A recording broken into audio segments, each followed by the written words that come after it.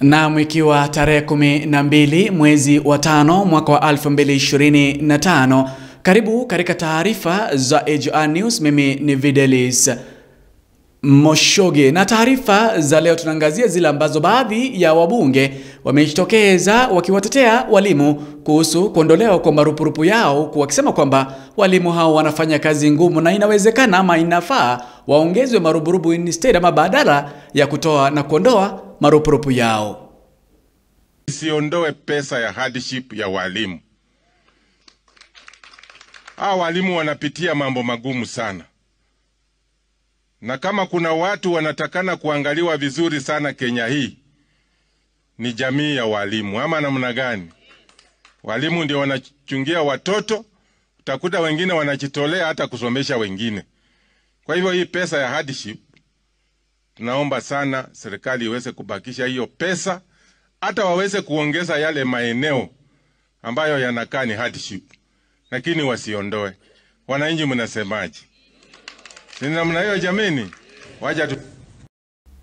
Wakati hayo yanaendelea, baada ya mahakama kusema kwamba aliyekuwa naibu rais Rigathi Gachagua haki zake hazikuzingatiwa wakati ambapo kesi ya kumuondoa afisini ilikuwa inasikizwa, naibu rais ama aliyekuwa naibu rais sasa amesema kwamba jamii ya Umugusi inatelekezwa na Rais William Samoei Ruto na hamna maendeleo ambayo ameyafanya katika eneo hilo la Gusiland. Na ikuje direct isipitie kwa broker, kwa sababu shida yenu pale ni kupitia kwa broker. Nyinyi ni watu ambao mko na kura za kutosha za kuja direct kwa meza ya kitaifa, mpange maneno yenu hapo. Saa ile watu wanakubaliana vile serikali itakaa, kuwe na mtoto wenu ameketi pale. Lakini imekuwa kwa miaka mingi mnapitia kwa Raila Odinga, lakini yeye akienda akikosa akaleta shida anaitwa kwa serikali.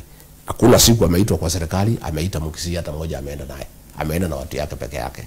Kwa hivyo jambo langu leo ningetaka kuambia Wakisii, tafadhali tunapanga serikali sahihi. Mkuje kwa meza ya kitaifa direct. Na mimi sioni kwa nini mpitie broker, kwa sababu nyinyi mko na watoto wamesoma. Pale Kisii ni jamii inaheshimika.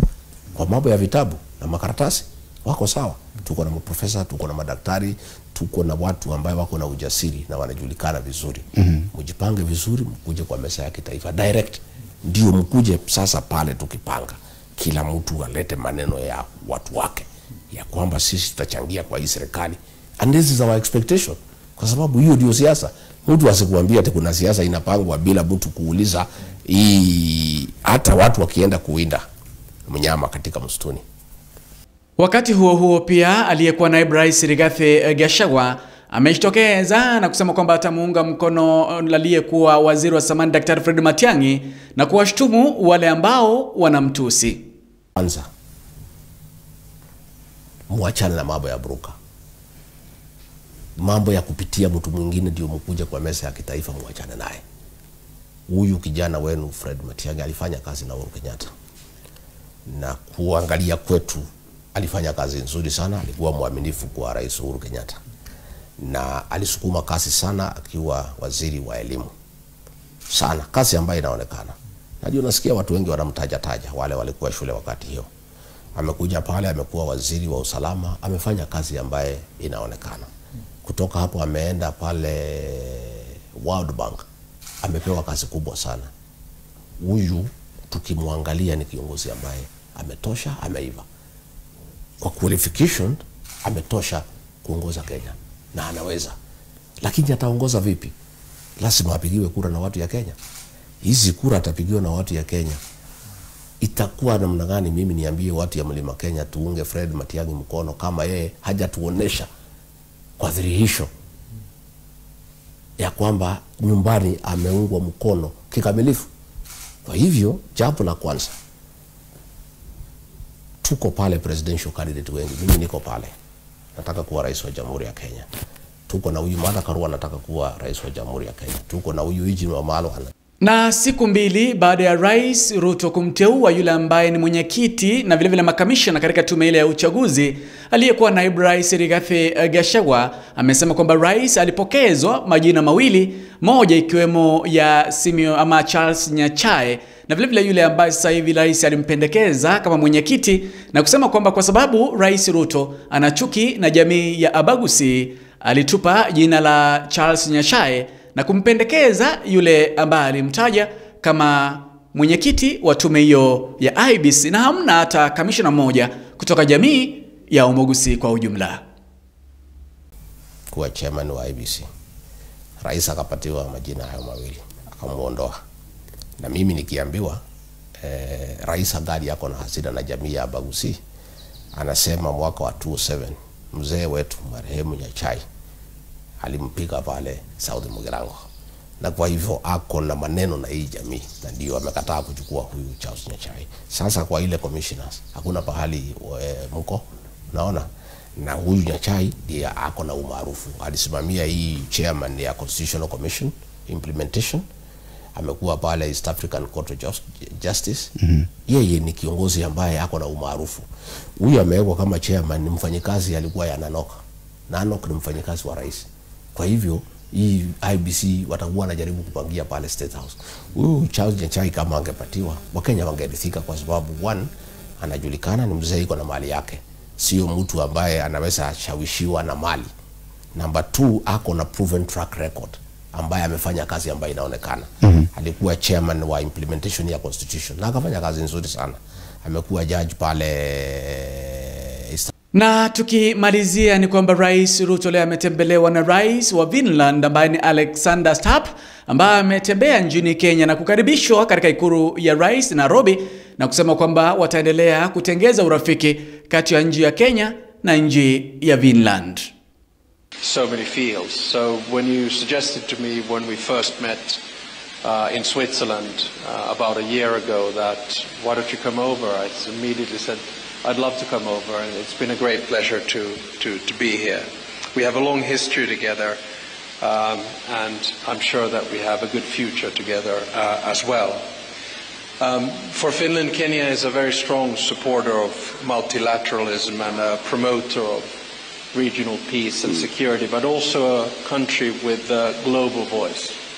Whether it's Russia's war of aggression in Ukraine or whether it's issues in the Middle East, Kenya has always been one of those pillars of peace, and that's why I'm especially happy that we have signed the Memorandum of Understanding linked to peace mediation. Finland and Kenya, as I noted, have had long-term good relations, and we share, I think, building a multilateral world. Finland is a small country. We're 5.6 million. Compare that with Kenya, 56 million. I think we live in a world where the world order is changing. It'll take about 5 to 10 years for it to settle down, and there will be a set of key states which decide whether we tilt towards multilateral cooperation or perhaps a bit more multipolar transaction, and Kenya is certainly one of those countries. Hizo ni baadhi ya taarifa ambazo tumekuandalia. Taarifa zingine kimbia upande wa YouTube AJR News, utajuzwa zaidi. Mimi ni Videlis Moshoge. Hujambo mpendwa na karibu katika habari za biashara.